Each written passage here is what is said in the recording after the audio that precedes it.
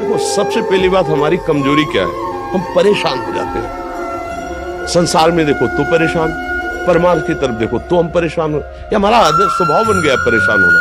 थोड़ा सा धैर्यवान बनो, गंभीर बनो। कोई भारी से भारी विपत्ति में परेशानी स्वीकार करके विपत्ति से थोड़ी निकला जाता। सुलझो, ठीक है विपत्ति आई, समस्या आई, इसका समाधान होगा, ऐसा थोड़ी कि हमें नष्ट कर देगी। अगर अभी हमारी बड़ी हानि हो जाती है, हम कल इससे बड़ा लाभ प्राप्त कर सकते हैं। हमको एकदम बिल्कुल गंभीर रहना है, इतने कमजोर नहीं बन जाना। अब वो गए तो क्या होगा, अब वो वस्तु गई तो क्या, पद गया तो क्या होगा। प्रयास किया था, ये पद मिला था, इससे बड़ा पद प्राप्त करूंगा, मैं इससे बड़ा महान बनूंगा। ठीक है एक बार गिर गया, गलती हो गई, दंड भोगूंगा, फिर इससे ज्यादा संयम में रहूंगा। बिल्कुल मतलब एकदम फ्रेश दिमाग रखना चाहिए। और अपने लोग क्या है, जरा सी बात में एकदम कचड़ा कर लेते हैं, एकदम कमजोर हो जाते हैं। ये बिल्कुल ठीक नहीं है। हम जीवन भर की यात्रा की बात कह रहे हैं, भारी से भारी कष्ट में भी मुस्कुराना, तो हमें बल मिला है, हमें भगवान की कृपा का दर्शन हुआ है, हमें उनका दुलार दिखाई दिया है। अगर ऐसे तो भाग जाते फिर परमार्थ में थोड़ी चलना होता है। आज जो आप सुन करके लाभ लेने की चेष्टा कर रहे हो ना, ये केवल प्रवचन नहीं है, ये जीवन। अगर ये जिए ना होते ना तो ये इसका प्रभाव नहीं पड़ता, फिर वाणी का प्रभाव नहीं पड़ता। हम इसीलिए कहते हैं, जैसे आप लोग एकदम परेशान हो जाते हैं तो बोलो क्या हमसे ज्यादा परेशानी होगी। दोनों किडनी खराब, दवाई लाने के लिए पैसे नहीं, पानी रखा है हम उठ के पी नहीं सकते, भीषण शरीर में कष्ट, भीषण बुखार, क्योंकि किडनी फेल, जरा में बुखार, खाने को क्या, रोटी मांग के ला। अगर वहां सब्जी मिलती तो लाल मिर्च ऐसी पड़ के मिलती थी कि वो पा नहीं सकते थे। आप सोचो, पानी लाना है तो मुझे लाना है, पीना है तो मुझे पीना है। अगर मैं हारता तो कहां पहुंच जाता, क्या स्थिति होती, नहीं मरना। और कदम पीछे, कोई दिन ऐसा नहीं जिस दिन सेवा ना की हो, जिस दिन सेवा ना गए हो। गुरु जी की सेवा में जाना है, पहले अपने को स्वस्थ साबित करना है, नहीं वो सेवा ही नहीं लेंगे। तुम बीमार हो, तुम कष्ट में हो सर, उनकी दृष्टि परेशान होगी। सेवा की, आके लेट गए, फिर हिम्मत की, अपनी श्री जी की सेवा की, मधुकरी नहीं गई, 3-3, 4-4 दिन भोजन नहीं गए, पर सेवा नहीं छोड़ा, दिनचर्या नहीं छोड़ी। और उसका प्रधान कारण संयम, ब्रह्मचर्य, भगवताश्रय, नाम लो, कभी हारने नहीं दिया।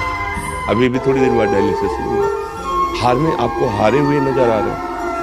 शरीर में पीड़ा है, किडनी फेल है, ऐसा थोड़ा स्वस्थ बैठे हैं, पीड़ा है, बार बार प्यास लगती है, थोड़ा थोड़ा पानी मिलता है, हर, लेकिन हम आनंदित हैं, हम प्रसन्न हैं, हम लड़ाई में हारे नहीं हैं, ना हारेंगे, हम जीत चुके हैं, हम अपने मालिक के भरोसे में अपना सब बात।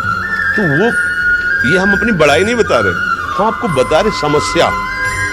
सोचो तुम्हारे पास तो माँ है, भाई है, बहन है, परिवार है, कोई ना कोई तो है ना। मेरा किसी ने कभी जीवन में ध्यान भी नहीं दिया, क्यों? बचपन से बाबा जी बन गए, किसी से प्यार नहीं, किसी से संबंध नहीं, कोई जानकारी नहीं, हम कहाँ हैं वो कहाँ है, किसी से कोई मतलब नहीं। जवान साधु कौन श्रद्धा करे, कभी गांव जाने की हिम्मत नहीं पड़ती कि रोटी मांग ले। पता नहीं लोग क्या सोचेंगे, क्या भावना कर ले, हम दरवाजे पे खड़े हैं, क्या कैसी भाव।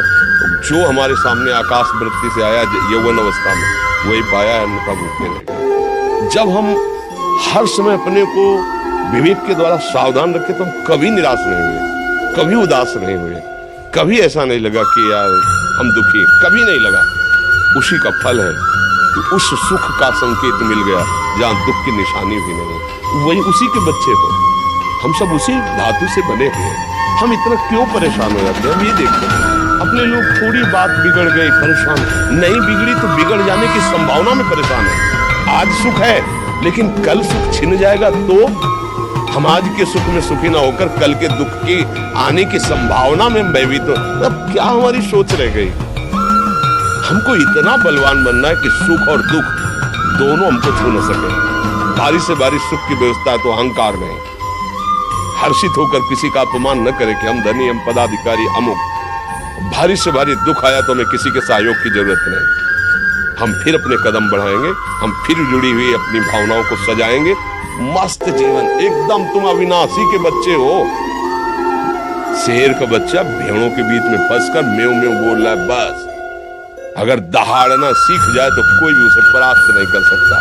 ऐसे भगवद अंश तू प्रपंच में फंसकर अपने को इतना दीन क्यों देख रहा है? तू ऐसा है कि भगवान के दिव्यास्त्र में भी ताकत नहीं तेरे को मार सके। तू अविनाशी का अविनाशी बच्चा है, विनाशी भोगों को, विनाशी शरीर को मैं मान के इतना भयभीत, इतना दुख, ठीक है। ये सब के लिए, केवल एक के लिए आप समझो। आप लोग सोचते हैं हम गृहस्थ होकर भला ऐसी स्थिति कैसे। जनक जी सुखदेव जी के गुरु हैं और राजा हैं, महल है, रानियां हैं, नौकर है, चाकर। क्या सुखदेव जी जिनके शरीर में लंगोटी भी नहीं है, दिगंबर, परमहंस के गुरु है जनक जी जो राजा हैं। समझो आप ऐसा ना सोचे कि अब नौकरी कर रहे हैं, हम संसार में, हम गृहस्थ हैं, हम आध्यात्मिक की ऊंचाई पर नहीं चढ़ सकते। नहीं, आप एक सरकारी नौकरी या आप किसानी या व्यापार करते हुए आप एक अध्यात्म की ऊंचाई में चढ़ सकते हैं। और अध्यात्म ही है जो तुम्हें इस माया के दुख सुख से ऊपर उठा सकता है। दूसरा, चाहे जितनी संपत्ति आ जाए, आप सुखी नहीं हो सकते। सब देख लो, आप खुल के देख लो, अध्यात्म ही है जो तुम्हें हर कष्ट सहकर मुस्कुराकर जीने का रास्ता बता देगा कि आप आनंदित हो जाओगे। कुछ नहीं बिगड़ा, अध्यात्म है तो कुछ नहीं बिगड़ा, अध्यात्म नहीं है तो कुछ नहीं बना, कुछ हाथ नहीं लगने वाला। जय श्री राम दोस्तों, ऐसे ही और भक्ति मोटिवेशन वीडियो देखने के लिए हमारे चैनल को सब्सक्राइब ज़रूर करें। इस वीडियो को आप लाइक करें और कमेंट बॉक्स में जय श्री राम ज़रूर लिखें और अपनी राय ज़रूर बताएं कि आपको ये वीडियो कैसा लगा। और इस वीडियो को अपने दोस्तों के साथ शेयर करना ना भूलें। और ये ऐसे नए कहानी मोटिवेशन वीडियो देखने के लिए हमारे चैनल को सब्सक्राइब करें, इस वीडियो को लाइक करें और कमेंट बॉक्स में जय श्री राम अवश्य लिखें और अपना विचार ज़रूर बताएं कि आपको ये वीडियो कैसा लगा।